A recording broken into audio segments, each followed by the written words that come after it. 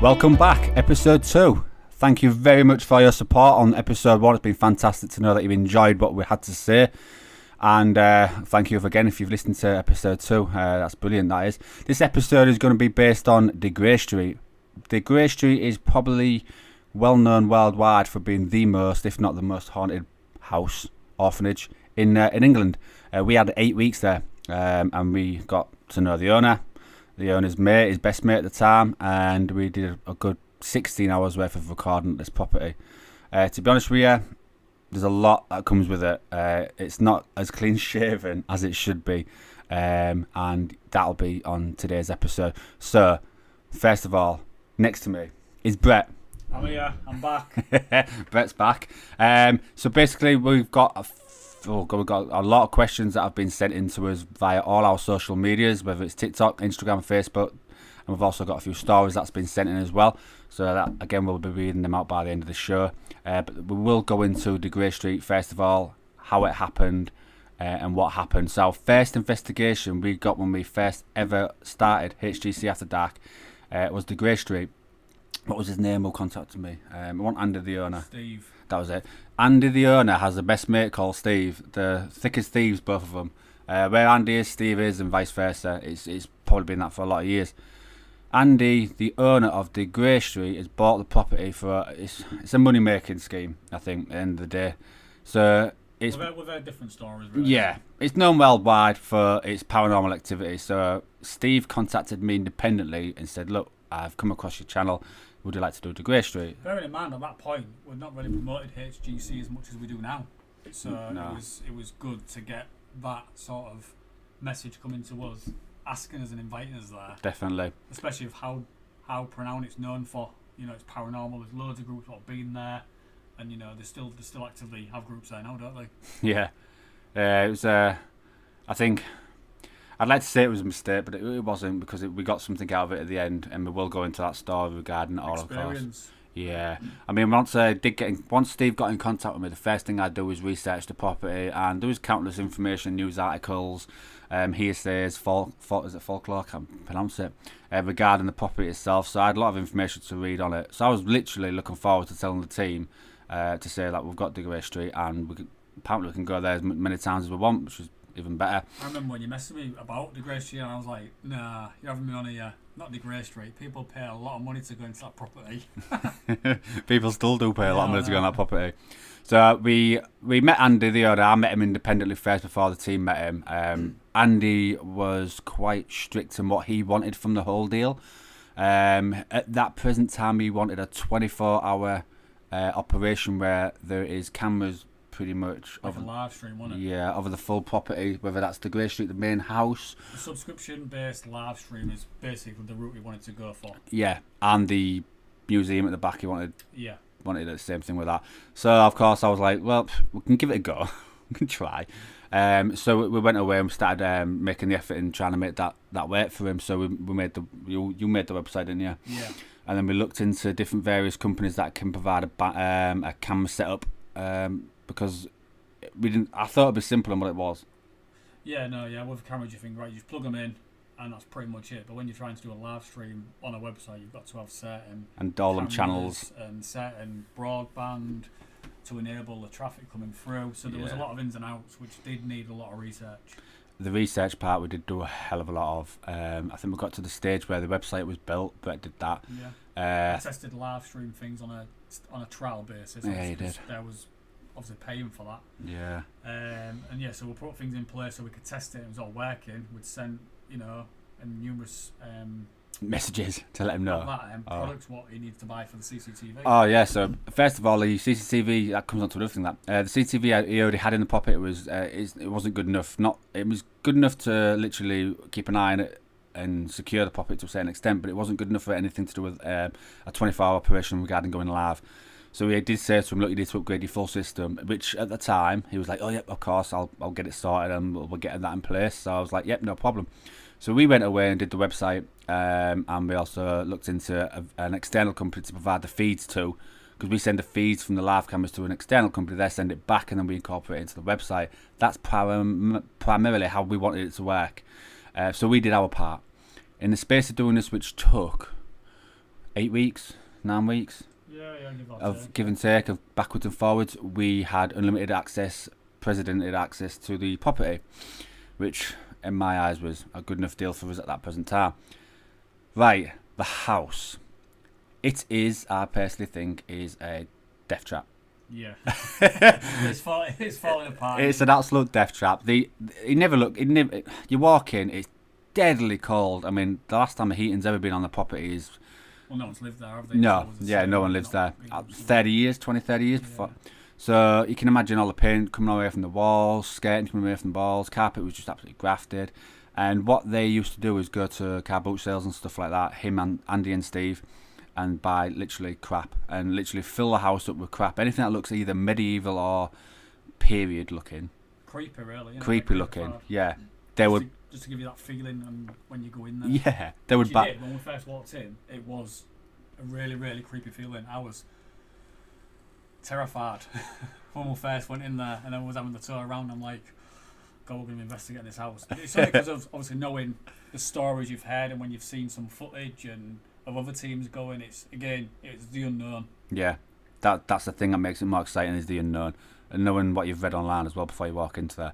So we walked in. First thing I did, of course, you look around and you think, what the hell is this all about? And Andy, I'll give him his dues, he's a lovely guy, and he wears his heart on his shoulder, and he did say from start to finish, he's bought the property for a money-making thing, and that's all it's primarily used for. And to be honest with the state of the place, you can kind of understand why he's gone that route. So, of course, we walked in, we did our first night investigation. Do you remember that first night we went in? Yeah, it was a Saturday after the week. We went on the Sunday for the tour around, didn't we? And then we went the following Saturday. Week. Yeah. We got the drone footage, didn't we? Yeah, we did. We got all the external B-roll from the external point of view, and then, of course, it was pretty much the investigation part. Now, I will tell you something now. I don't think I've told you this. The first investigation we did there, honest truth, we were so what's the word I can use? Unprofessional. Oh, definitely. Freaking hell. Definitely. Even when it came to calling out, I was absolutely nervous just to call out, because it is all new to me, and my heart was beating, not because I'm in a haunted location. It's the bloody calling out in front of you two. Oh, yeah. on that table. I was mostly sat there in my head thinking, right, what do I say? Dave's going to ask me in a minute. I'm thinking, I don't know what to say. And then I come out with something you've already just said. I know. I mean, we must have repeated questions 3 or 4 times, but next door, Steve was sat on the table with Andy. So, of course, we was in one room, there was in the other. It was only a partition door between us. Yeah. So we had that silent, I hate that part, that awkward 10, 15 second silent. We was doing a seance, weren't we, around the table? It was, yeah. So at the end of the day, someone has to speak out and call out, and none of us were too sure who was going to do it or what was going to be said. Me being me, I started first, and it didn't work. It didn't feel good.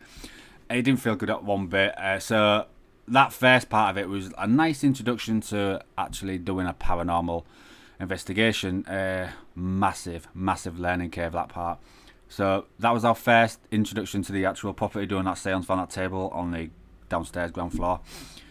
After that, I think I remember rightly, we went upstairs and had a look around upstairs. Yeah, we did, yeah. Started talking. We had no structure. No one was there. There was no structure at all that night. Yeah, there was just sort of like explaining like the rooms and the themes, what they've gone for, and then we're sort of going from there, really, weren't we? We focused more on the bedroom because it was meant to have been a child buried in the chimney breast. Oh, I can explain that. Go on over to you, Dave.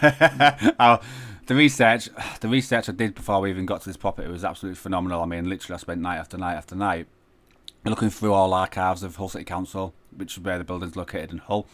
And I also looked in news articles, so the Sun, the Mirror, they had articles, and the Hull Daily Mail. So pretty much made a big collage in my head of what this property can offer.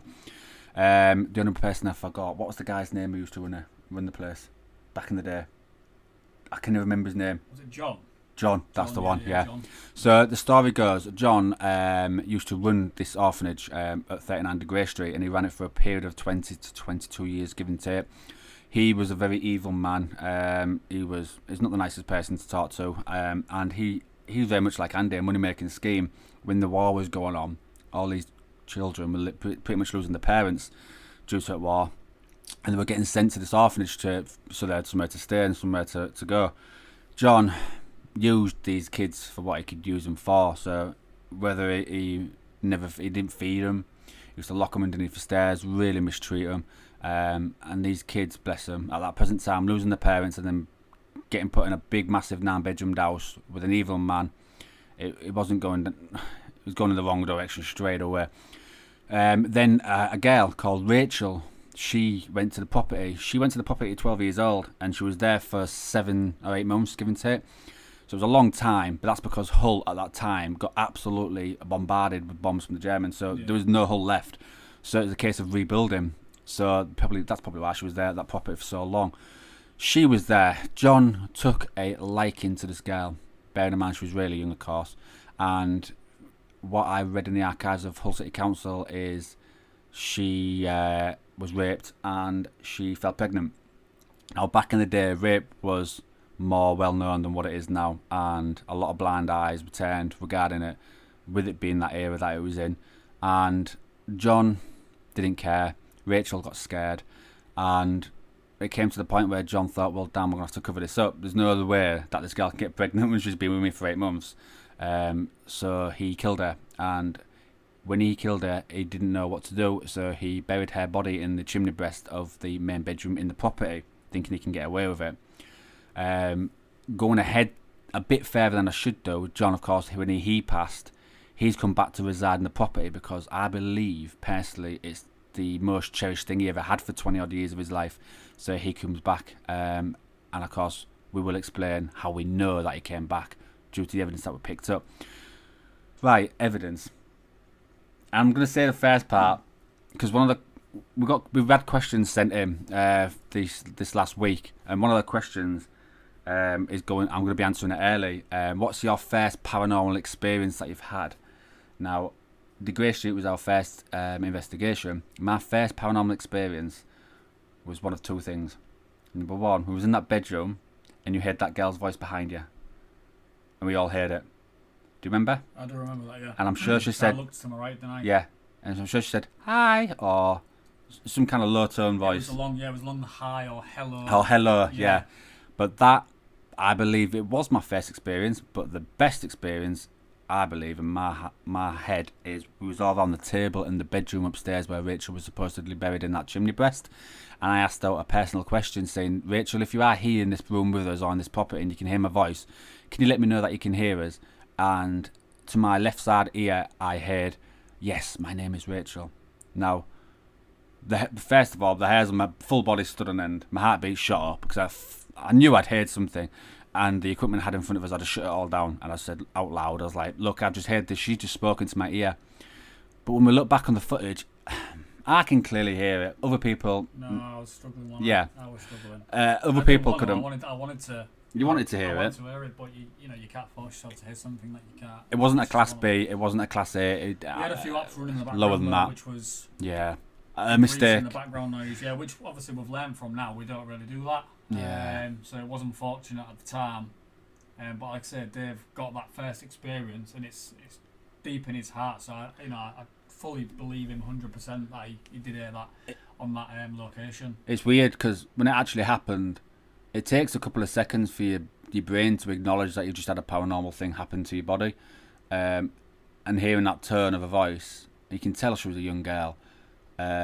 It shook me a bit. I mean, I was always hooked anyway before we even went to the Grey Street regarding anything regarding the paranormal, because I know there's so many different avenues of a haunting and an experience within the paranormal field. But hearing a voice directly to you, it shook me a bit. But that's my honest first experience, I believe, with the Grey Street. What was your first one? What, just in the Grey Street in general? Your first paranormal experience? Whatever in my whole life? Mm-hmm. I'd say the first thing what I can't explain, and it did really freak me out, would be when we very first went on a ghost hunt at the bunker in Sea. I forgot about that. So me and Dave we said we'd go on a ghost hunt. This was probably our very first one we'd ever been on.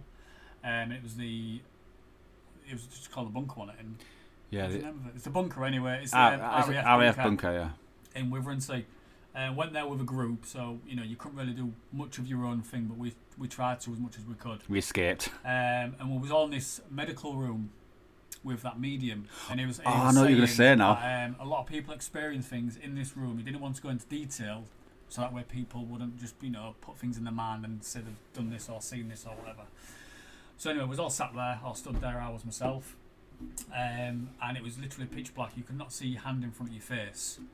Now, was all stood there, and in the next couple of minutes after he'd spoke about people feeling things or something happening, all I saw to my left of me was just this smoke. It was like someone's vaping, and at the time vapes wasn't obviously allowed in there anyway. I don't think there was vapes back then. But basically, as you see vapes now with the smoke, that just literally come right in my face, and I even stepped back and went, "Whoa, what the hell's that?" And it just sort of vanished away, and I can't explain where that come from because it was pitch black. I could not see my hand, and this smoke like vape just straight into my face. Do you know what's good about that whole situation? We didn't have all the technology that we've got now. I know, we've got phones, didn't we? Yeah. So if we'd have had them infrared cameras that we've got now, we'd have seen something probably with the camera. All I can prove to is it could have been something like a spirit in that medical room, and it's just sort of going by me. As I say, I can't explain it, but in my opinion, that's my first experience. And you know what's really weird about that is because this bunker was segregated to the general public to be on one side, and then on a glass panel it was all left original on the other. You saw this face through the other side of the panel. No, it was in the medical room. There's no panels in there. We was in the room. I thought you saw it through the glass. No, you're on about the ones where they did like the computer and stuff. No, this was the medical room. Oh yeah. And it was literally just where you put your hand in front of your face trying to see your hand. It was there. And you can't even say it was cold because you're underground. No, it was. It was absolutely boiling. Yeah, it was. And you could hear a pin drop as well, which is another thing about the place. And bearing in mind, we'd been stood in there for like 10 minutes and nothing. I couldn't see anything. I was trying to adjust my eyes. Do you know what just killed me? I've said my first paranormal experience. It isn't. Because my first paranormal experience is when everyone went upstairs in that place and disappeared to go and have a tea and coffee and cake and whatnot. I stayed down because I got lost. I didn't know where the hell I was going. But when we first went to this location, this RAF place, this bunker, the guy who was running it said there was a dog that was born down there and died down there, but you will hear its bell. And I was like, do you know when someone just says it quickly, you think, yeah, whatever. Yeah.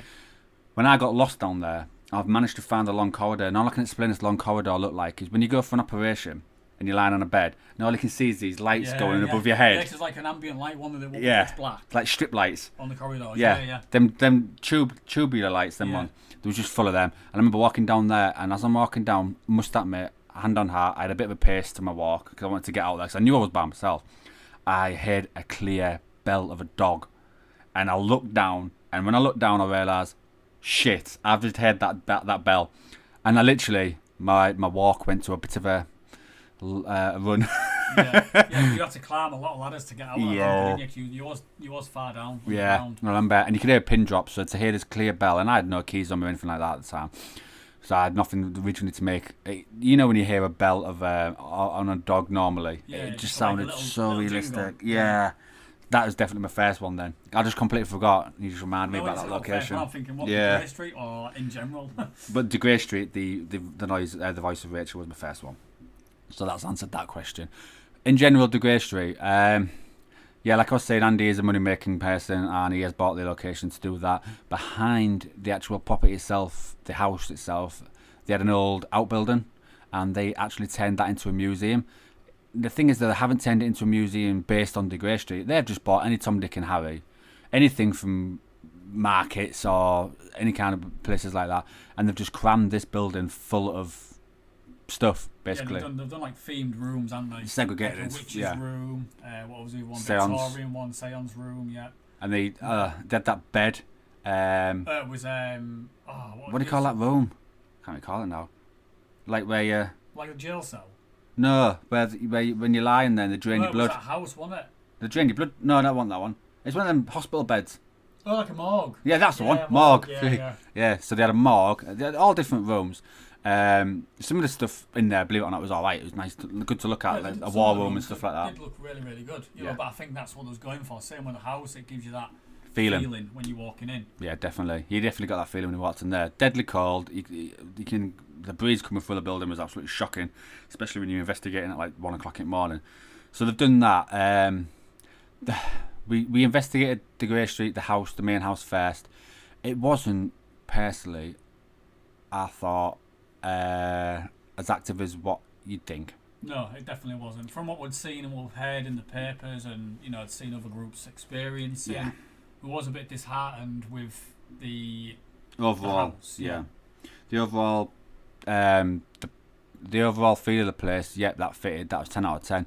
The actual paranormal that we picked up, not so much. I think the only thing I can say is when we did the house, when we brought those motion balls into cooperation with it.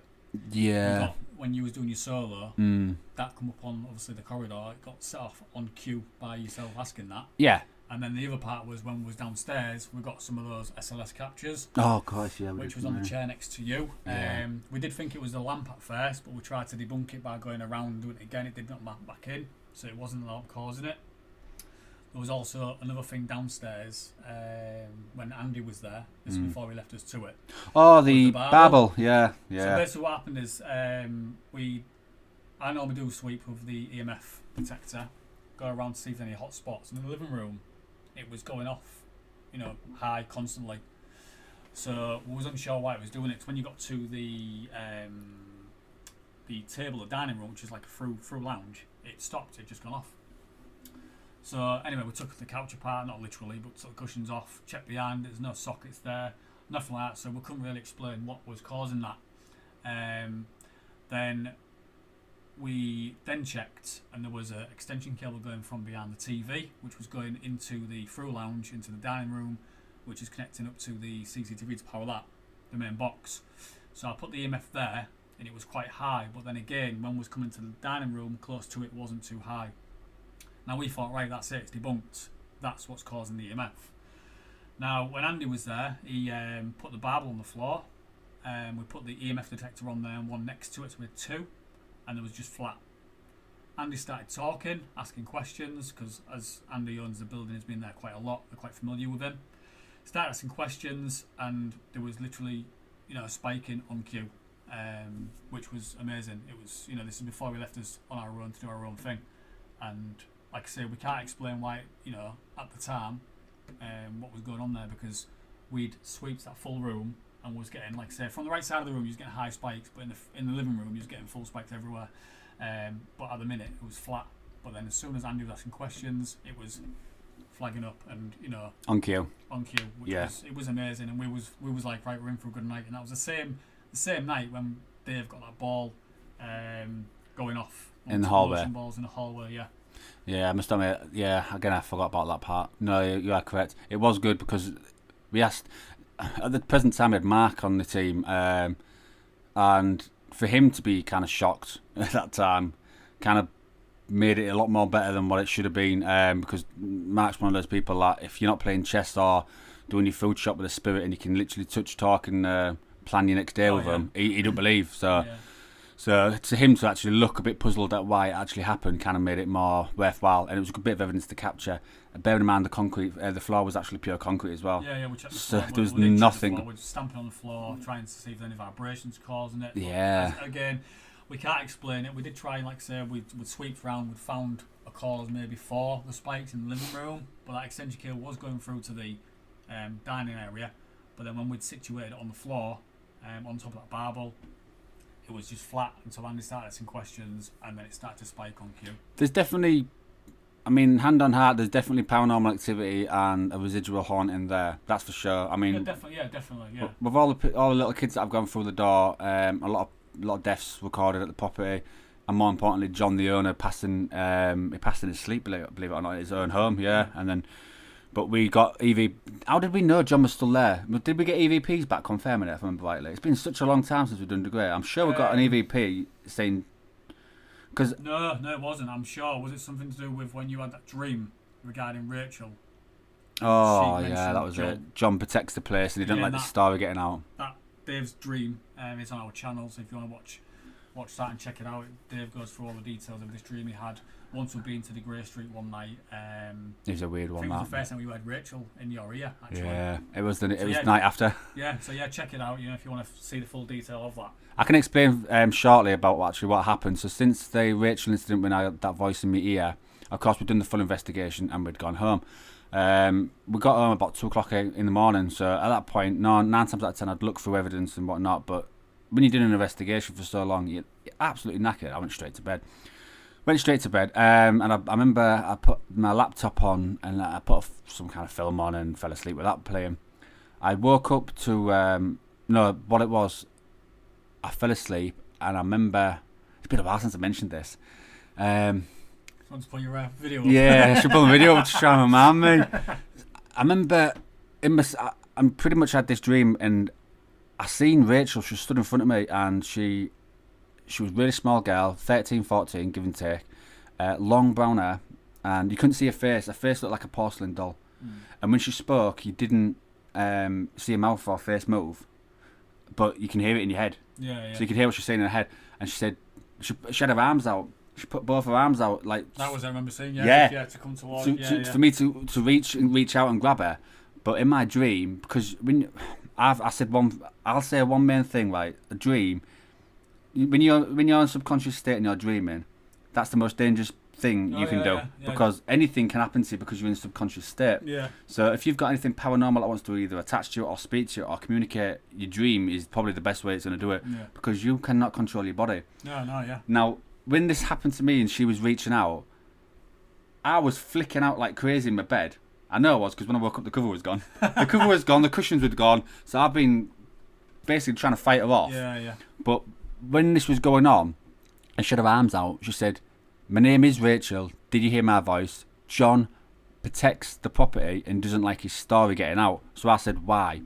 So he said, "Because he is scared that if his story gets out, people are going to know how much of a bad man he was," kind of thing.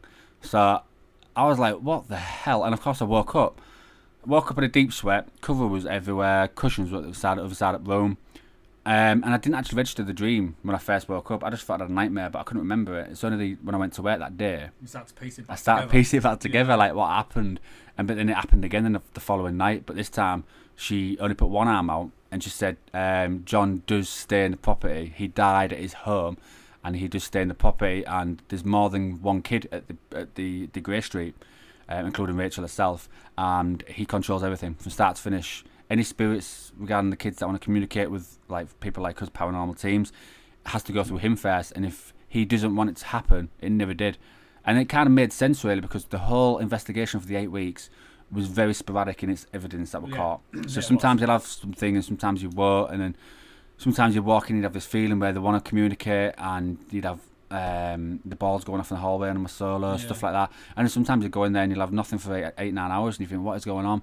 But yeah, that dream thing, it will stay with me for probably the rest of my life, because I've never gone through that again. And she's never come back into my dream, because I think she did it twice. She said what she had to say. And did I go back to that property? And I asked out in the bedroom. I said, "Did you come into my dreams?" And yeah, I think you did. Yeah, and was there, I think, on the weekend. I'm sure we caught an EVP confirming that I did. I can't remember now. I'm sure it said yes, or an EVP was captured in the room when I was doing it. I can't remember. It's been a while ago. You have to watch the episode. It's a 5-part episode on our YouTube channel, just based on the property itself, that and the museum behind it. A lot of various bits of evidence was captured. Some of it very, how can I put it? Some of it strong and some of it not so strong. But it was our first investigation, so it was all pretty much learning. Plus, I didn't edit it myself. We had another person called Mark. He edited it. So a lot of evidence was dropped. It wasn't used. Yeah. We wanted to use it, me and Brett, because we wanted it more of a raw footage deal. But Mark had his own ideas how he wanted to portray it to the general public. And of course, a lot of evidence was dropped due to that. I think if we went back to that location again, me and Brett, it'd be a totally different investigation. It'd be a different investigation. We'd probably pick up completely different evidence, and I think we'd do a better job. But at that present time, it was fresh, it was new, and I think that was our stumbling block. But we had to learn. We had to learn somewhere. It was a great location to learn in. We've come stronger and stronger and stronger since being there. I mean, overall evidence in that house, that was pretty much it, wasn't it? Then we moved over to the museum. Yeah, museum. I don't think we got much in the museum. I want to say one thing about the museum. You're probably going to know what I'm going to say. Depends. So, we goes to the museum, me and Dave, and Steve was there at the time. Andy was there, but he left to go do some paperwork. So we goes up to the witch's room. Oh, yeah, right, yeah. So we goes in the witch's room, and top floor. Top floor. So with Steve being there, he's a good caller out when he does call, because he used to do ghost hunts years ago. I went on a couple of ghost hunts with him. to the Steve new theatre. Steve Nishaw, if everyone Yeah. wants, check him out. He's not as nice man as what people make out, but yeah. But Check yeah, was in this room and we were just was chatting, and then Steve started calling out. And when Steve calls out, he's real dramatic about it, and he's real serious. And you're trying not to laugh at the time. Anyway, we sat there. We had the EVP recorder running. So Steve was calling out, nothing much, and then he called out again. And then we heard this noise. So me and Dave looked at each other as if to say, "What the hell's that?" And it sounded like, all I can think is, Cackle. when you get birds fighting, like seagulls or birds. Yeah. So Steve, I can remember to this day, looked at Steve and his face, and he just went, "Oh my God!" Like proper Derek Acora. Yeah. This has got in socks. And I was like, "Hang on a minute, I need to try and debunk this." So I was like, "Right, ask it again, or ask another question." So he did. And he did it it went again. off again. So I was like, shocked at the same time. It So sounded like a witch's scream, cackle scream. Yeah. But the questions in between wasn't too much out of sync, regarding time. So I said, right, wait a minute, wait 2 minutes, 3 minutes or so. Then I said, right, ask it again. So he did it again, asked another question, and then we got nothing. So I don't know where it was. It was freaky at the time. I've got an idea what it was. Right. But I do remember seeing they had this bird or an owl. No. Right, okay. No, I think you'll agree when I say this. Go on then. When Andy apparently disagreed to do paperwork, I've seen him do his paperwork. He sits in his van and literally writes crap. He cleans bins for a living. So what kind of paperwork do you need to clean bins at the end of the day? So, but when he left, we went upstairs into the museum. Literally 15 minutes it took us to get up there and sort everything out. I'd like to say he left the room first, and we were still in that room for a good 10 minutes. Yeah. He went down that corridor and he could have gone up the stairs, couldn't he? No, but I think because he left the property completely. Oh, right, okay. Andy left the property completely to get in his van to go home to do paperwork at home. But all of a sudden we get this witch's kind of like cackle. And we've been in that room before and never heard that. And do you know when you have a paranormal experience and you think that's just too good to be true? And as soon as I heard it personally, I thought it was a bit too good to be true. I didn't like the sound of it straight away. No. It was a case of when I actually listened back through the footage. We dropped it. Didn't we? Yeah. I dropped the whole thing because I thought if I put that online, people are just going to absolutely laugh at us. And for our first investigation. Yeah, it's not going to happen.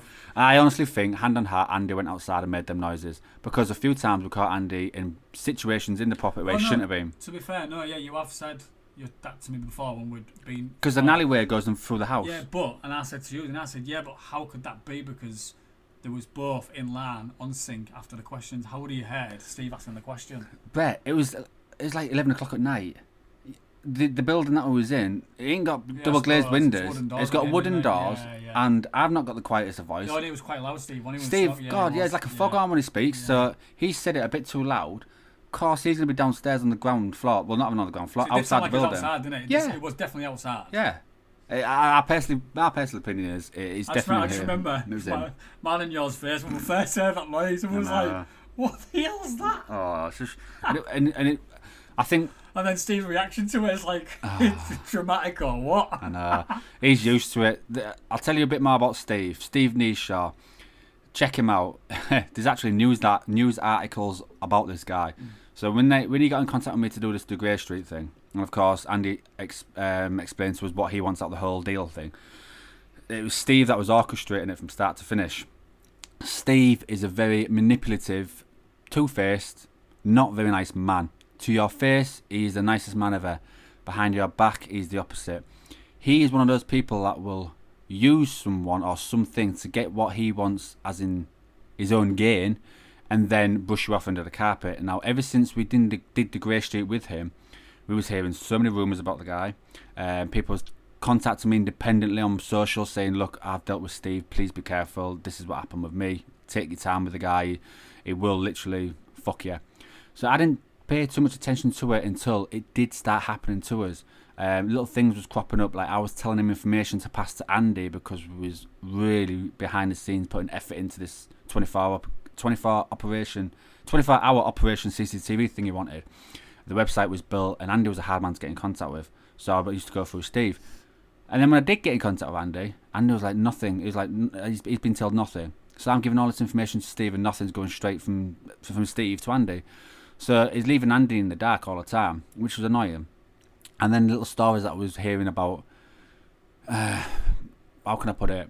Andy's one of those people that has these bright spark ideas and never follows them through. So he was opening these companies up, whether it was what do you call them, the one down as the road? Funeral parlours. Yeah, he was opening funeral parlours up and stuff like that, and taking people's money, promising exactly what they want to hear. And then it came to light that he did this for a good period of time, and then when he had enough money, he up sticks, grabbed his bag and went abroad, took everyone's money.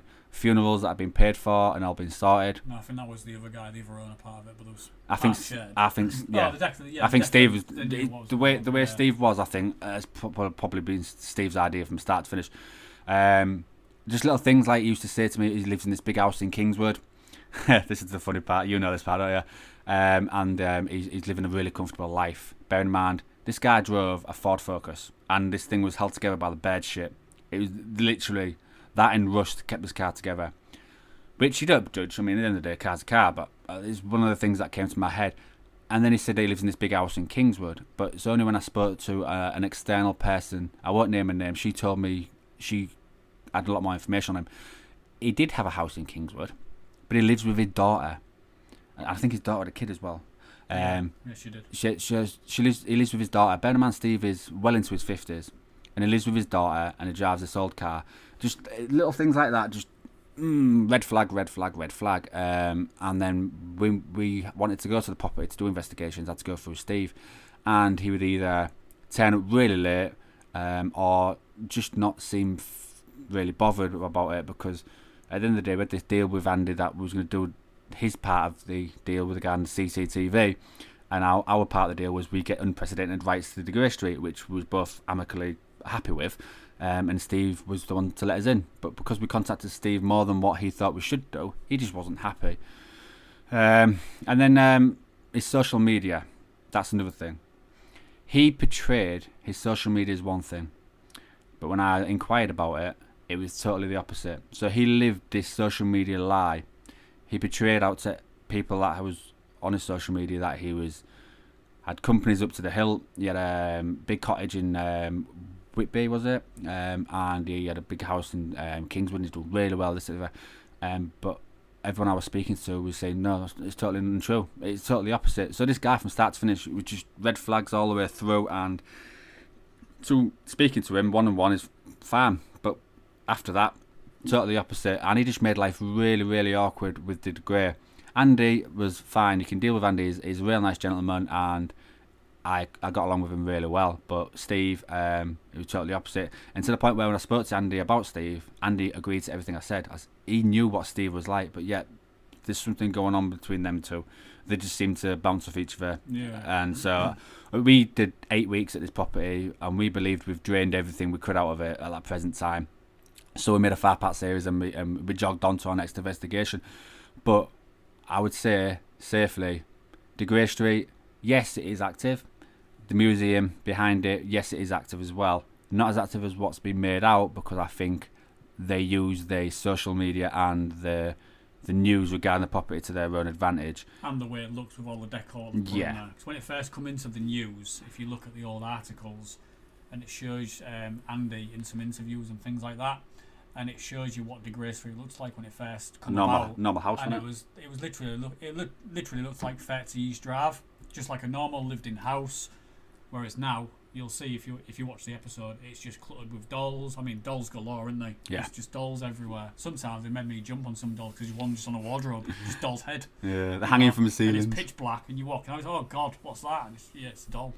Yeah, they do. I mean, I can safely say I don't regret going there and doing what we did. I mean, yes, we made this website, and yes, we put a lot of hours into it, and we got nothing from it. In my head, we got nothing from it, but in theory, we did, because we got a 5-part series episode out of it. We'd been at the Grey Street, we got the experience, and we learned from it.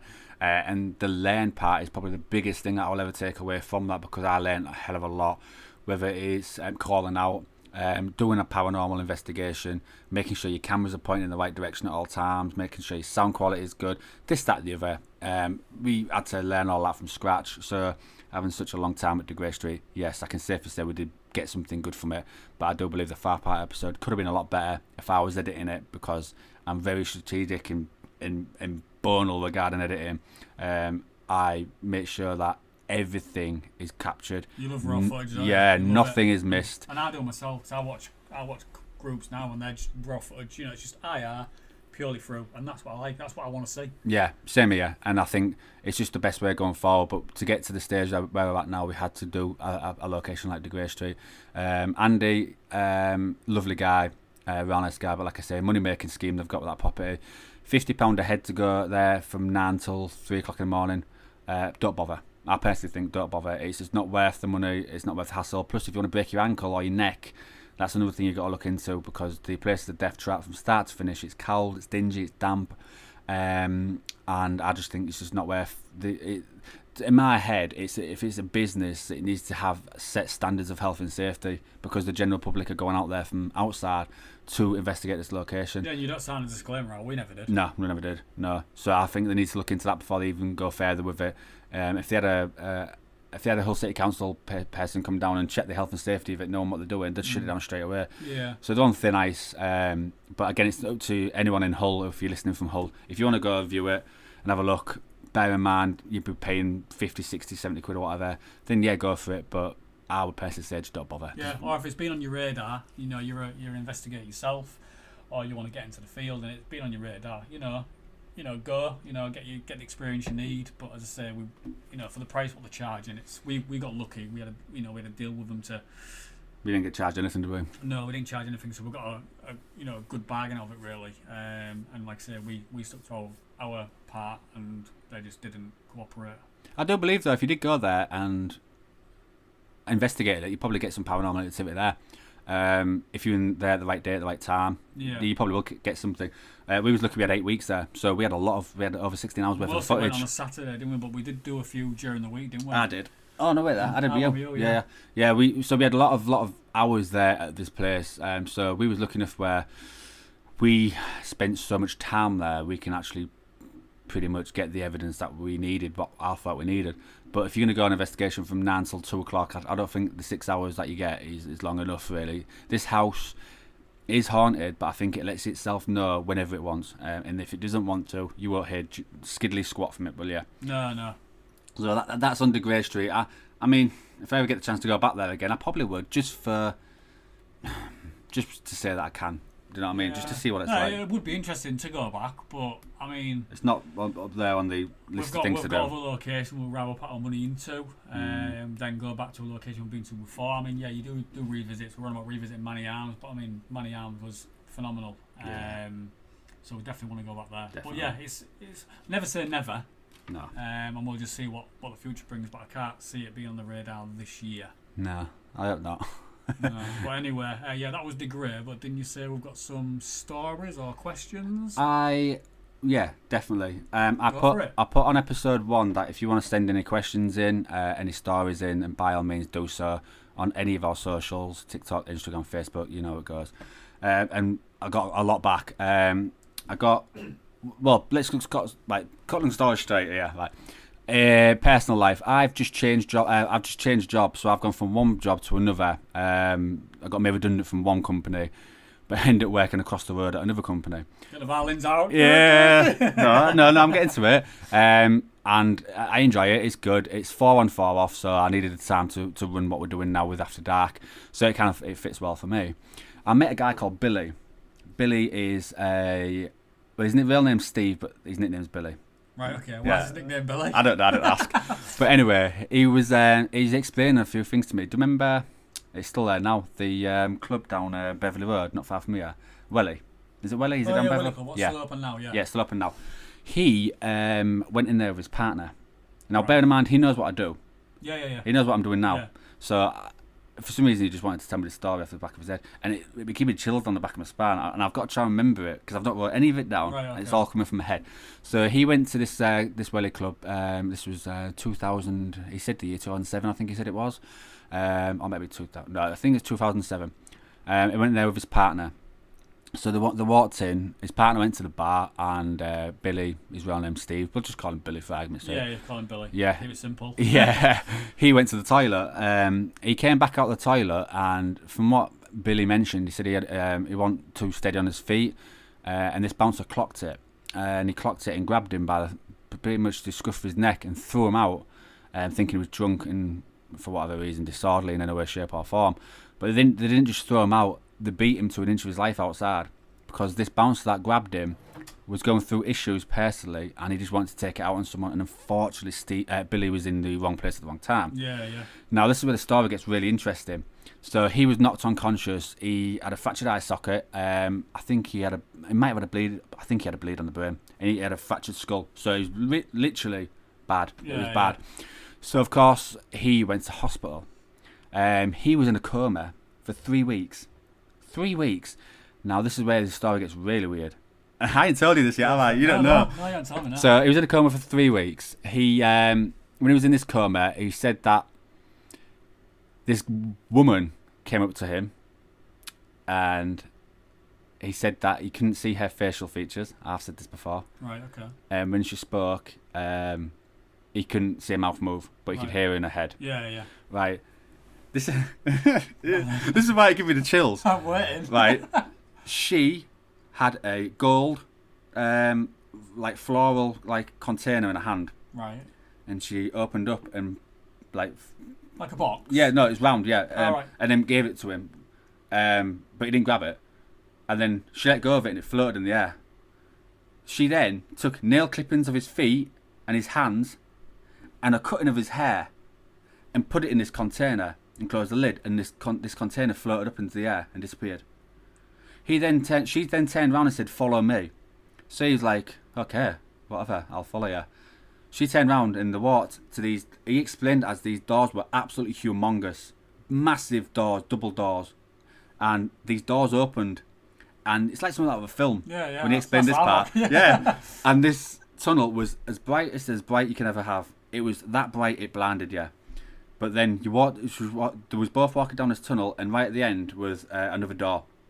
And she stopped him, and she said, "When you walk through this door, that is it." Oh no. She turned around and said, "Will you walk through this door?" Oh, right, okay. He then turned around and said, "No, I don't want to walk through the door. I don't feel comfortable walking through that door." Because he apparently said in his subconscious mind, he knew if he walked through the door, he's not waking up in his sleep. Yeah. So she said, "Stay there, I'll be back." And she disappeared. Then she came back however long later and said, "Oh, okay, it's not your time. You can go back." He then woke up in his bed, but didn't wake up. Subconsciously woke up. And in that room, the hospital room, there's 3 other beds with 3 other patients on. And they were in comas as well. So they was pretty much in a similar state to what he is. Yeah.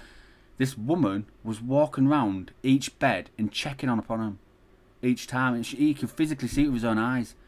And he said it's the weirdest thing he's ever had happen to him in his life.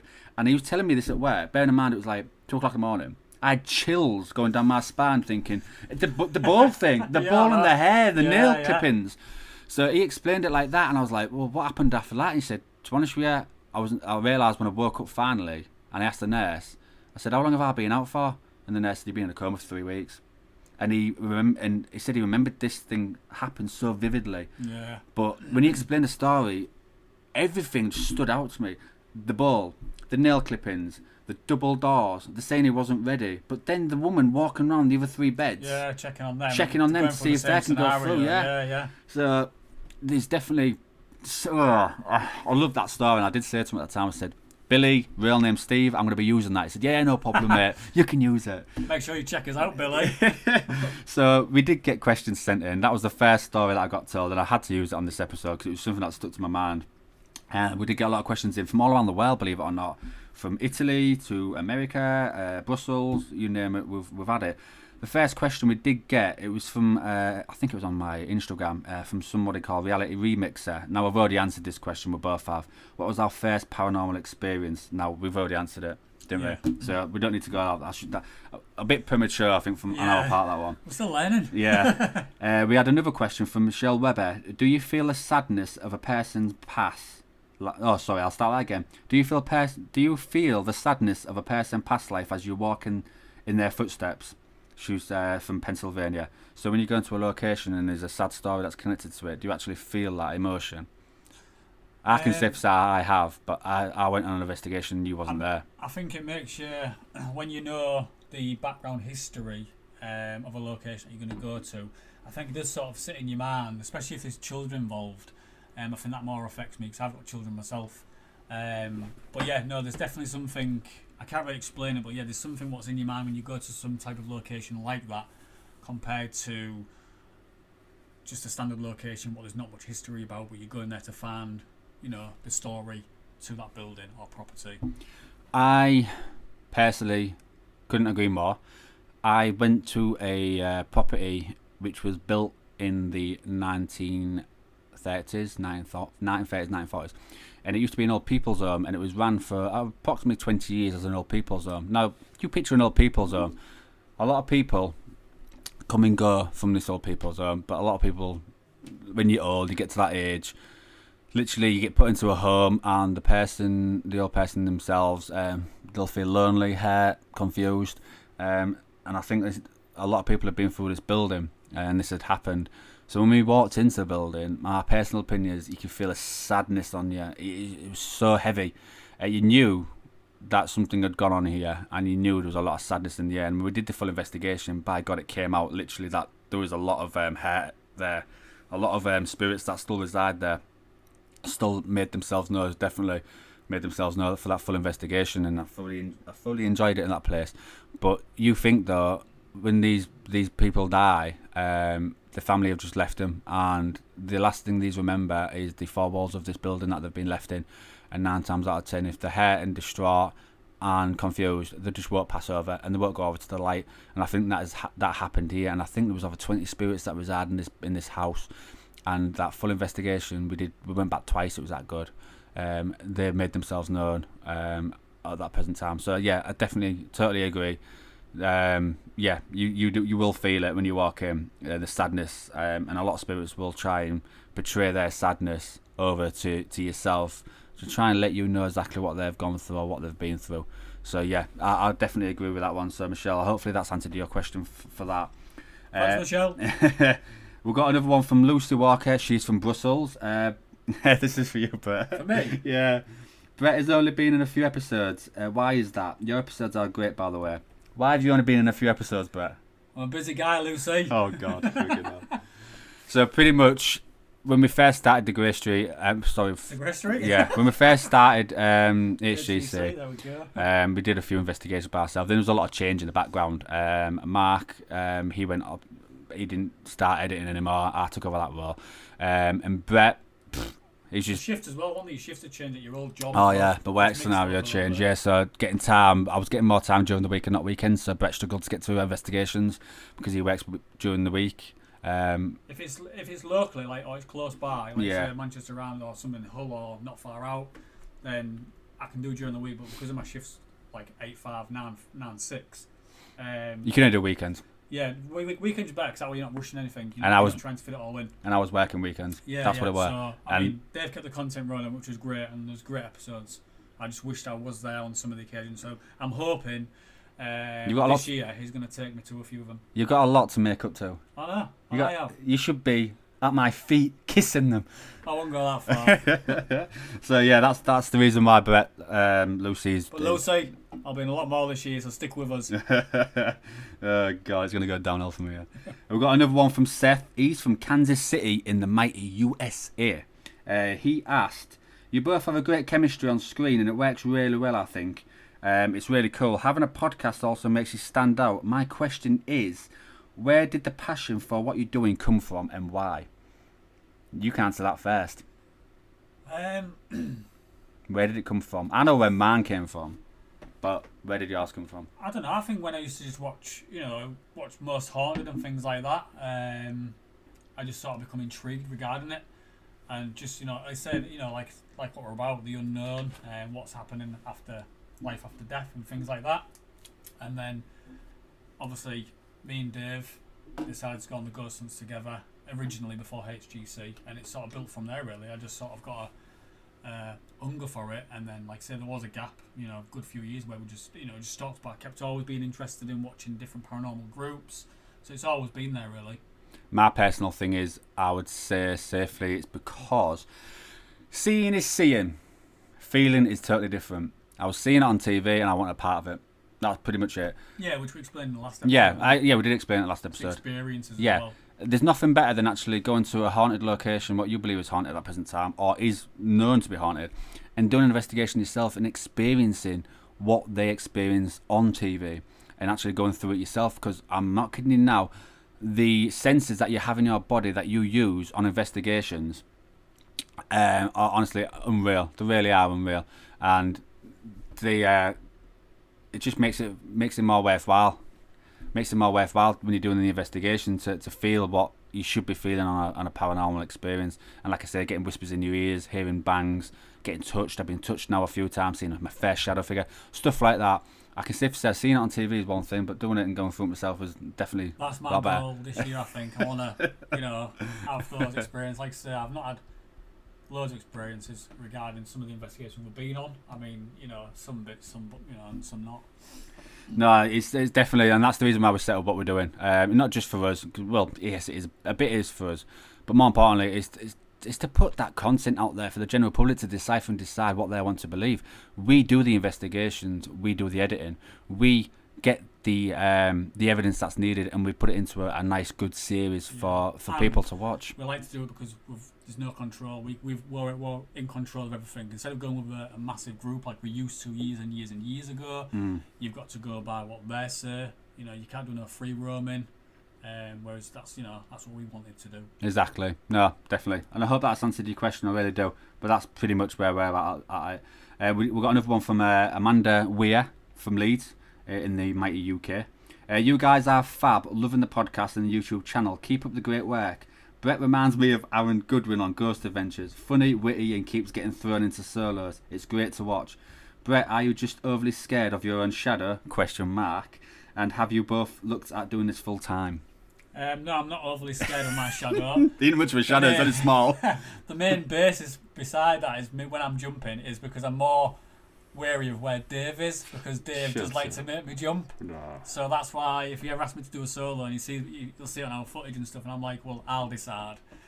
I still end up doing it anyway, but then you'll see. You are jumping though. Yeah, when I'm down there, I'm thinking, where is Dave? Where's Dave? Wait there, no, wait there. In Manchester Arms, you went into the cellar. Yeah. Where could I be apart from I'm not in the cellar with you? No, but you didn't go out straight away. Yeah, we was out. We was out. Yeah, we was outside for. And then you threw that thing down and made me jump. And I was like, that's why. Oh, I think that's just an lame excuse. When I did my solo in the Grey Street, Dave was begging me. This is after the ball had just gone off the corridor. Dave then showed me the footage prior to me doing my solo in the same room. So I was like, right, okay, I'll do it. But Dave wanted to do it for 20 minutes. Like, no, I'll do it for 10. But he did 20 though. He did 20. Well, about 18, wasn't it? So I said, right, okay, I'll do that. So I sat in there, and most things going from my head is like, where's Dave? I knew he was downstairs out the building. I could sort of vaguely hear him and Mark at the time, and they were sort of towards near the museum. So it sort of settled me a little bit. I was basically looking at the door, thinking, that ball, please don't go off, because I don't know what I'd do if it had gone off. Would you have run out? No, because if that ball's gone off, I'm going to run past it. Did I'd have just sat in there and just shut my eyes. Would you have screamed out? Would you go, ah, like that? No, I'd have probably done something like that. Oh, dear. I reckon, yeah. Damn it, I wish it happened. And then I'd be real worried. But yeah, so I did that. 18 minutes, I think it was. I was looking at the timer on the camera recording me. That was my timer basically when to get out. I was like, right, when it gets to 18. So it comes out. So I thought, right, I'm going to go to the museum. So I thought, go down the stairs, walked down the stairs into the living room.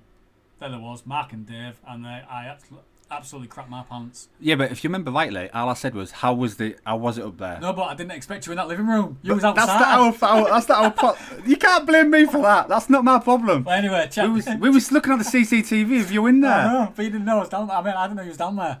And when you're in a house like that, and you've been in a room on your own, thinking that your teammates are outside. But anyway, check that out on our channel. Yeah, it is on there. These are bloopers of me on there from most of the episodes where they've always caught me off guard for some reason. Yeah, off guard. It's in the actual intro as well, so I had to put it in the new intro for 2022, so it's actually in there. So hopefully that answers your question, Amanda. Yeah, he's scared of his own shadow, believe it. I think he is. We've got another one from Ryan from North Dakota. I like the way you edit an episode. I stumbled onto your channel and wondered what makes the channel stand out from the rest. Good question. I believe ours stands out from the rest primarily because Brett. Yeah, I was going to say that for us. Yeah. Chemistry we've got. If I always say you cannot buy into something if you don't like how it's broadcast or you don't like the people that are on it. So, for example, when you go to a shop and you buy a product, you look at packaging. Oh, yeah. Do you know what I mean? And then 9 times out of 10 you buy it if the packaging's a lot better than the other. You'd normally go for a premium looking product than you would do for a cheap one. And I think personally, the way we edit the episodes, and I think the stories that we're now connecting to it, because there's a story to every location, which I mentioned on episode 1, we now edit that into every episode, so you can understand exactly the history on the property before you actually look at the next part, which will be the investigation. So, and there's other ways that we stand out as well. I think our chemistry on screen, that kind of stands out a bit, and also our social media presence is good, so that will also maybe help us. It's growing every day, isn't it? It's growing, which is good. And there's not many other paranormal teams that actually have a podcast, believe it or not. Where I've checked this out actually. I think I've only stumbled across a few, and they're in America. I've seen maybe a couple, So that alone, that makes it stand out a bit more as well. But I think mostly as well, the actual places, the location we're going to, they're highly researched. You might not upload every freaking week, but that's purely because the locations that we have got, if they're not credible enough to go to, we just got to go to it. And the ones that we do go to have been researched enough, and we know we can get something out of it. And the episode, once edited, is really good. But then we'll go online. So there's a few aspects to maybe why we'd want to stand out, but we always like to try and be 2 steps ahead as well. That's another thing. So we're always trying to think of new things, aren't we, and stuff like that. So we're always on our toes. And like I say, we always appreciate feedback regarding our content and stuff like that. So yeah, definitely. So hopefully that answers your question as well. Samantha from Lease in Italy. Great start to your podcast. I love the accent, Dave. Have I got an accent? I don't know, might do. My question is, what's the plans for the future, and what's the best bit of tech that you use? You can say the tech thing. Well, I've got my idea on tech. I like it all. I like the music box. Yeah, I do like the music box. I think EVP recorder is the best one we've got because it's by far. Yeah. But no, I do still like the SLS. Still waiting for that one bit of footage to come through. What's really, raw footage of that figure there, but it's far and far between, and it's just one of them things.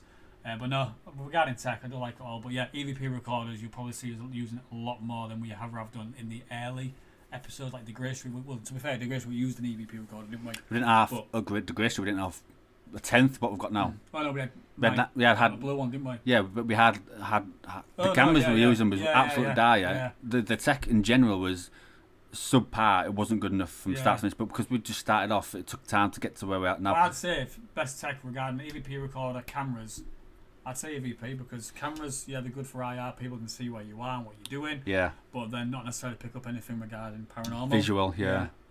Whereas the EVP is your best friend, isn't it? Oh yeah, that's it. Because it records at such a lower sound spectrum, and spirits can actually reply in real time to a question you've asked. There's nothing more better to listen to when you're editing is your EVP recorder. It's paranormal's best friend, I think. And to be fair, when we did get those motion balls, when we first brought them into the equation, play, I did enjoy them because we did get a lot of things. And we, for all our episodes, we always, if something does go off and we're a bit unsure, you'll probably see me. I'll always try and debunk it because I want to be certain that the stuff we've got is crucial and it's actually unexplainable. Yeah, definitely. And I think future-wise, my personal opinion is I'm doing it every day now or every week. I'm upgrading all the time. So at the moment of time in my arsenal, I've got Sony cameras, Canon cameras.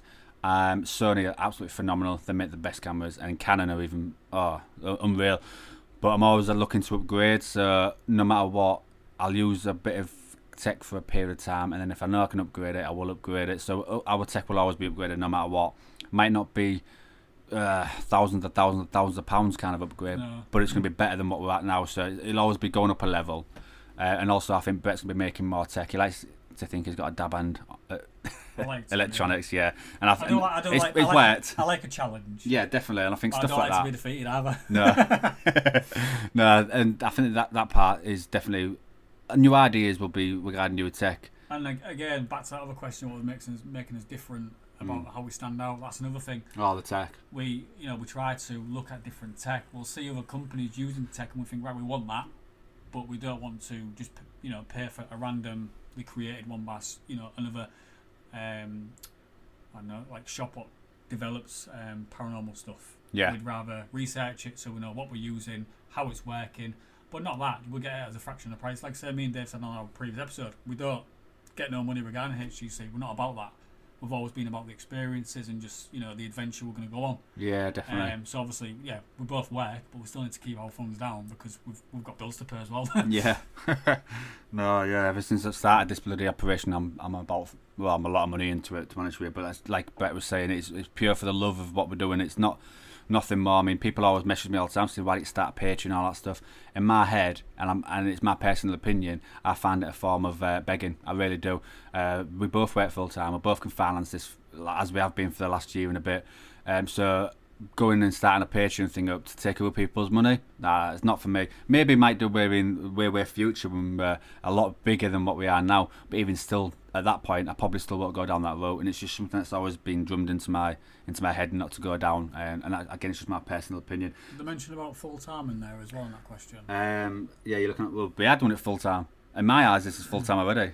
No, I mean, I think what they're referring to is, would you quit work? And we can't. Yeah, we can't quit work. Well, again, like we explained, because we don't get no royalties or, you know, any money coming back for HGC for what we're doing, we couldn't do it full time. We'd love to. This could be just, you know, if we could just do this as our job, we'd be on many locations every week, pretty much doing this. But it just, if it was two single guys, you know, no commitments, anything like that, then maybe so. It'd be doable. Yeah. But, you know, with commitments and bills and families and other things like that, we just can't factor in at the minute. No, definitely. But again, in the future, it all depends. Yeah, it all depends on how we go. I mean, I don't think I'll ever give up on this anyway, and I'll be doing it for years and years to come.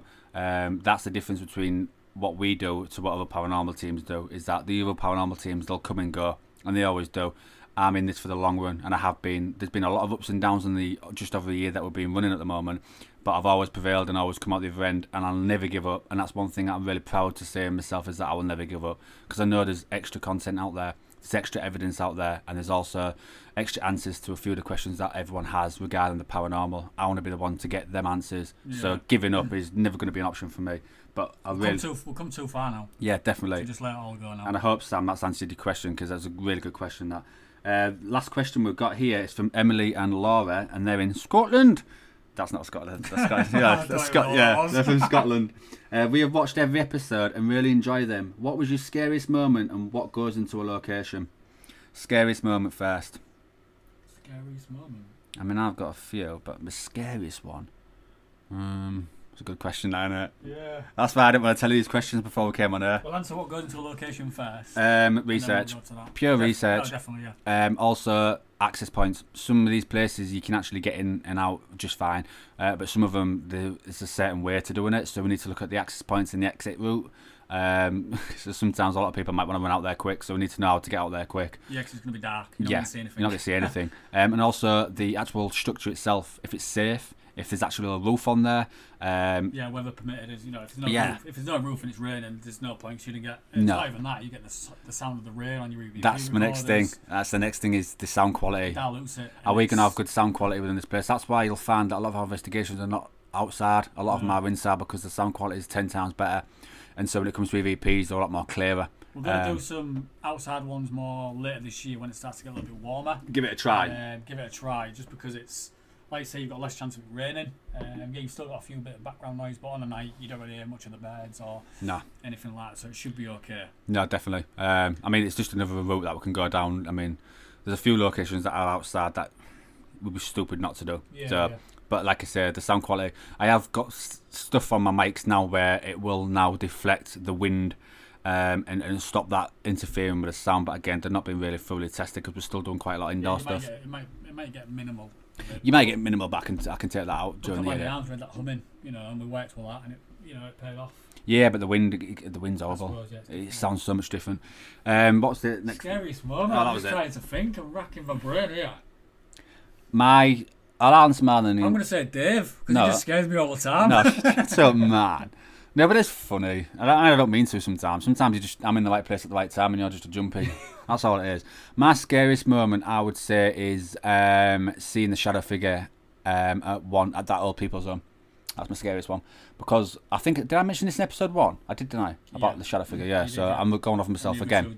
Didn't see it. Yeah, the other two didn't see it. My camera caught it and I caught it with my own eyesight. That's the scariest part, because when it came back to editing, I knew what I'd physically saw with my own eyes.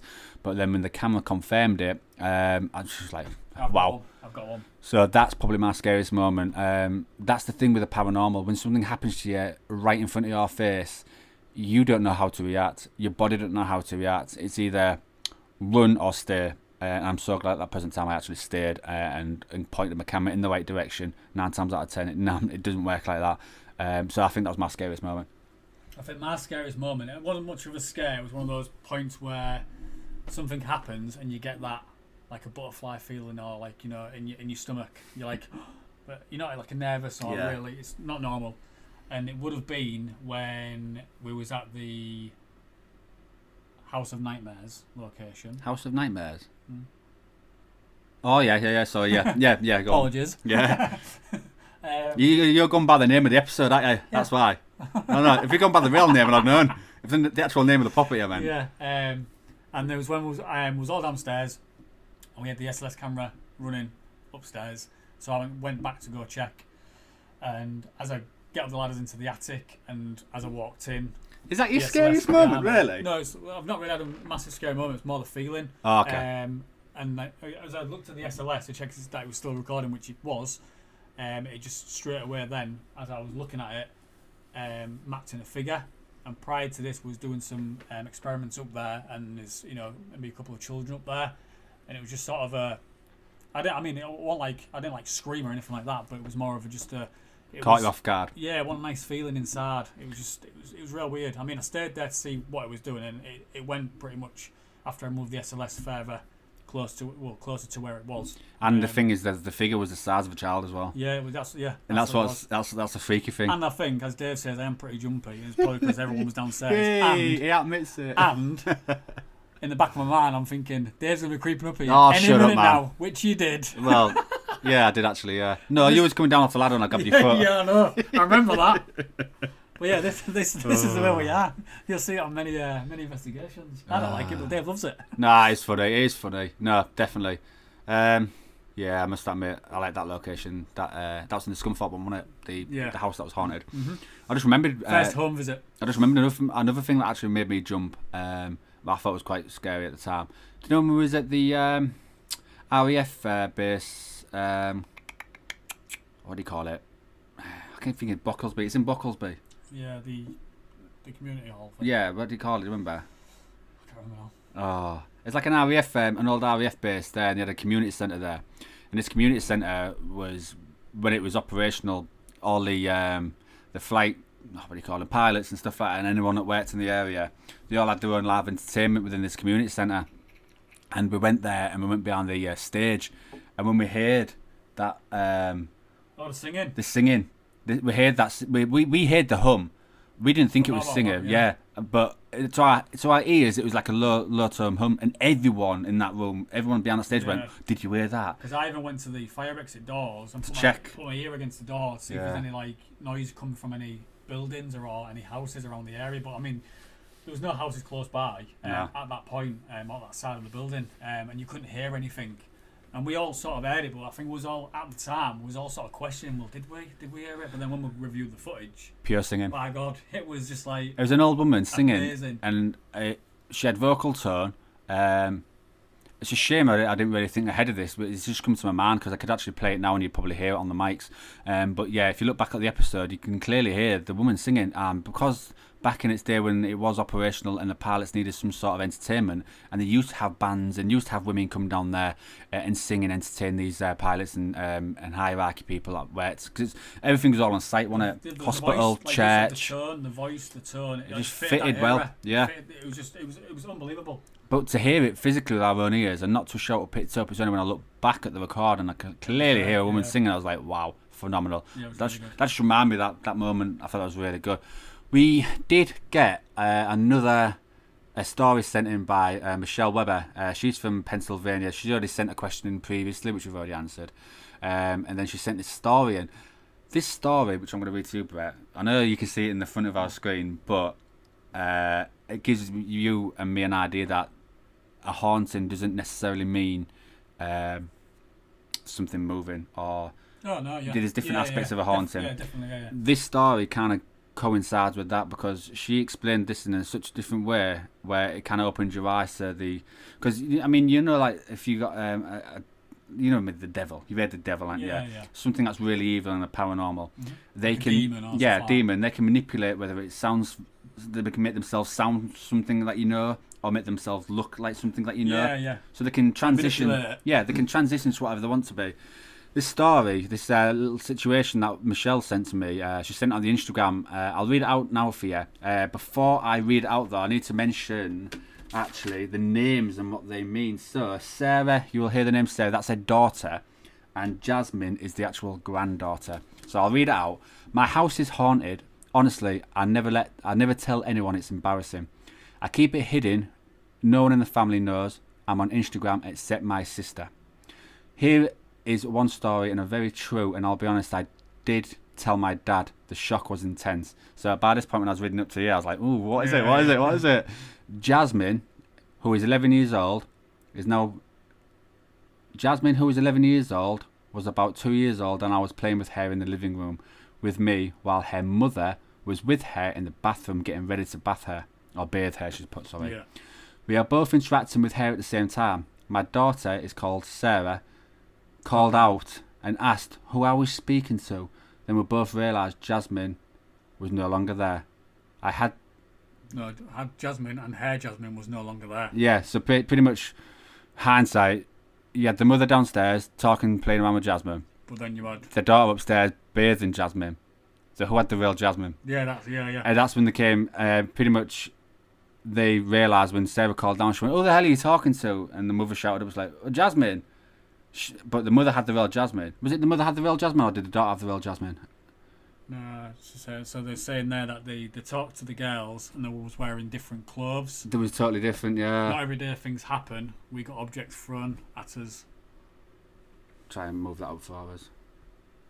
Oh, it's all live, guys. Yeah, we had not all things happen. We had objects thrown at us off the shelf. This ghost enjoys pretty much the entertainment, really. They like playing tricks and playing games. Like to mess around. So pretty much, yeah, that was their story. It just gives it in a different shadow of light, that the different types of paranormal activity that you can get. But to have something manipulate and transition like that, and have it in two parts of the house where they're literally both interacting with what they thought was a human being, and one of them wasn't, but one of them was. That's kind of scary. I mean, to be fair. You have to be there to believe it, and seeing is believing. But yeah, I just found that weird. I mean, Michelle's also put at the bottom there. She's just said that she's not told anybody, not even a family apart from her dad, because she was shocked.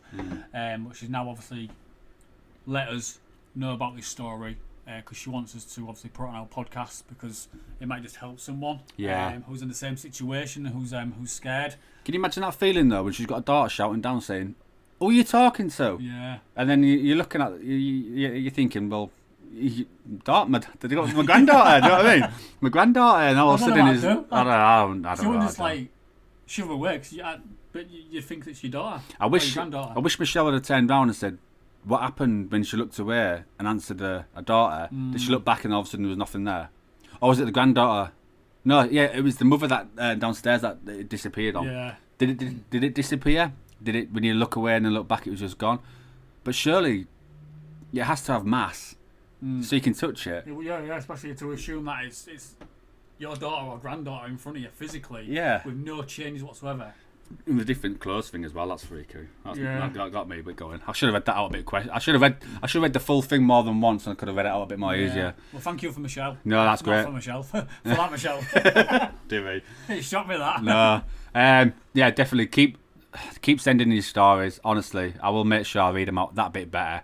But yeah, keep sending in stories, keep sending in your questions. Every one of them will be read by myself, and then of course we can pick out a few and bang them in the next episode. But that does put the conclusion now to episode 2. Hopefully you've liked it. Gives you an insight on what is supposed to be the most haunted house in England, which was De Grey Street. And yeah, we spent 8 weeks there, so it would be foolish not to explain exactly what we went through and what we thought of the property. Yeah. and also the questions that we've got sent in. And do you know what's even better? They're from around the world. Exactly. They're not from England. They're from America, That's Italy. it, guys. We've been going for a week now, and yeah, stats are looking good. So yeah, just give us a like, share, follow our podcast, and tell people about us. You know, if you know they're interested in paranormal, or you think they are, or anything like that, just point them in our direction. Totally agree. And like I said before in episode 1, it's all not going to be smooth running. First few episodes are always going to be a bit shaky, but like anything, good quality content comes in time, and we just get better and better each episode that we upload. We are going to be uploading these episodes weekly, so every Sunday they will be uploaded around about 2 p.m. Is it English time, our time? So yeah, UK time. Yeah, UK time. So depending on what country you might be in, it might be a few hours difference here and there. But it will be uploaded on a Sunday, primarily weekly. We both enjoy it. We both enjoy recording them. And it's just good to speak. 9 times out of 10, when you're living your day-to-day life, and you don't really talk about the paranormal very often to your work colleagues or something. I think you don't really talk about the investigation itself. Obviously, yeah, we're sending messages to each other, saying, oh, we've got this bit of footage, got this bit of that on EVP, but we don't really explain what happened to ourselves or how we fought there. So this is why we brought this together. So it gives a chance for me and Dave to speak and just, share our thoughts. And like Dave said, get some insight from our viewers and answer some questions and do some stories as well. The insight is a big thing. I mean, everyone, if you believe or understand the paranormal or have an interest in it, and you've had your own situation where something's happened, like I said before, send it all in. Just send it in to us. We'd love to read them out. Questions, we've had them before. Send as many questions as you want in. We will try and answer them. Any footage, if you've got any video recorded footage, you've maybe captured and you've had it, just in a drawer somewhere, you're a bit unsure of it, of what it could be, send it across. We'll view it. Or any like sound recordings, send them across. We'll review it and we'll respond to it on another episode. Definitely. And yeah, that finishes episode 2. I think it does. We have been speaking a hell of a lot. Episode 3 will be again next week Sunday. Hopefully you can tune in. Thank you very much for all your support from start to finish. Every single like, every single comment and questions, anything of the sort makes a difference. So it's really good to hear that you are listening, you are enjoying, and more importantly, we do get your support. So it makes a lot of difference. So thank you very much for that. Thank you very much. And we will leave you be, and we'll see you next Sunday. Bye.